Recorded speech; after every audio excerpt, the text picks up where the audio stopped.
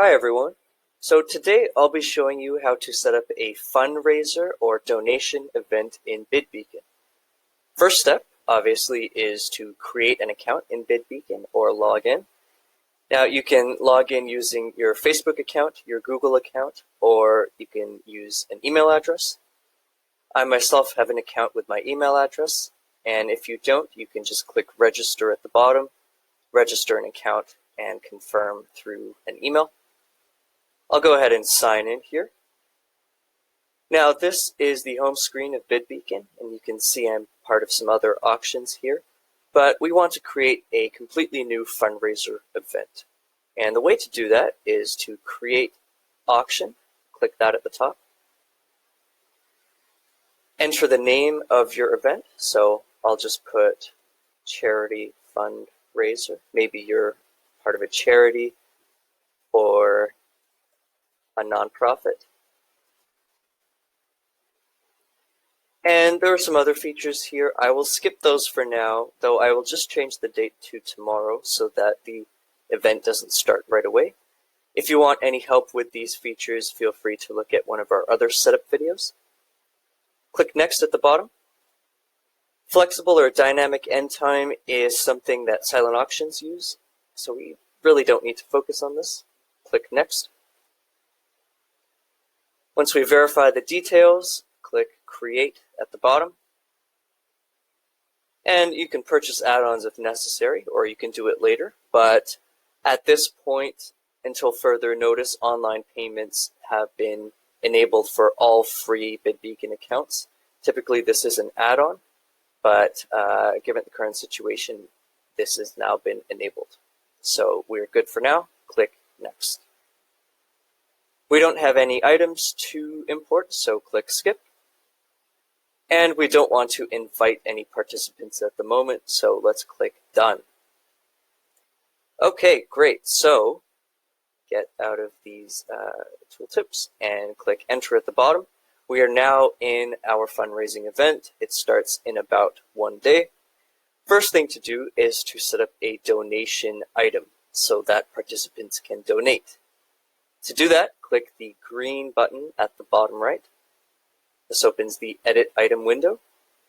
This is where you can put in your donation item. And so maybe I'll just call it Donate Now.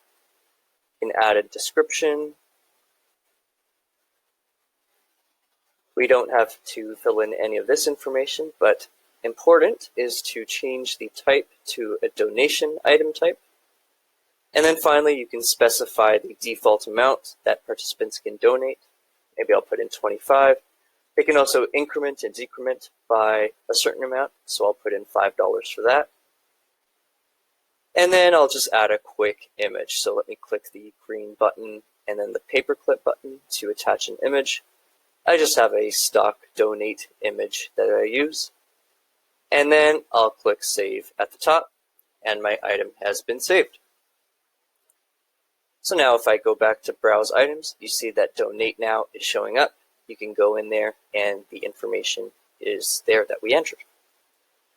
So the next step is to set up online payment. If you go into the left-hand toolbar, click Manage Online Payment. This is where you can set up one of the payment processors that we use. And we have 3. Those are Stripe, Square, and PayPal. Now I don't want to go through payment setup in this particular video because we do that in others. We also have a payment guide that you can go through. It will also help you to set up any of these payment processors. But basically, what you do is you create an account with one of these 3.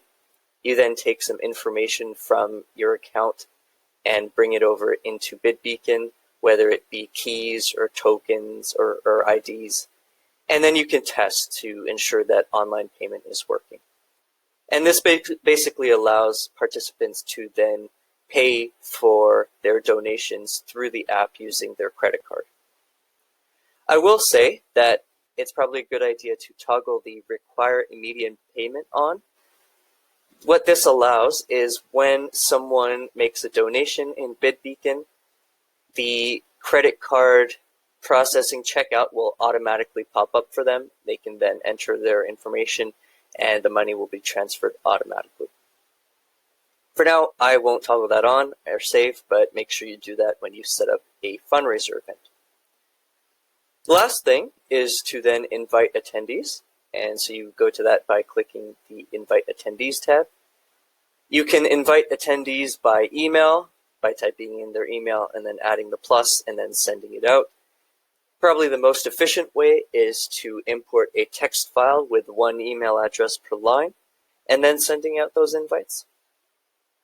Another way is if you go back to Browse Items and click the question mark at the top.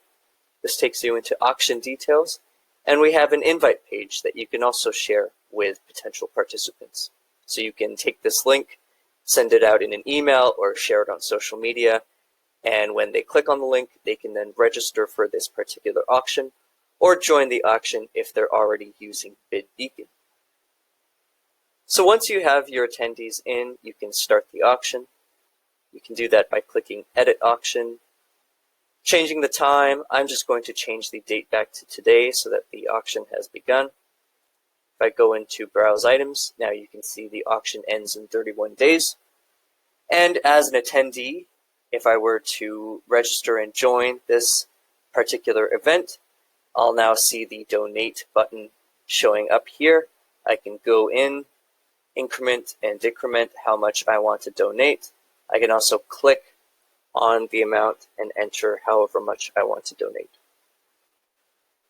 Now, if I click Donate, you'll see that my donation has been added. Remember, if you do have that option toggled in online payment, the credit card checkout will automatically pop up and allow me to check out. But if not, by the end of the auction, and so if you go into End Auction and click End Auction Now, and then you go into Manage Pickup, any donations that haven't been paid for will then show up under Processing.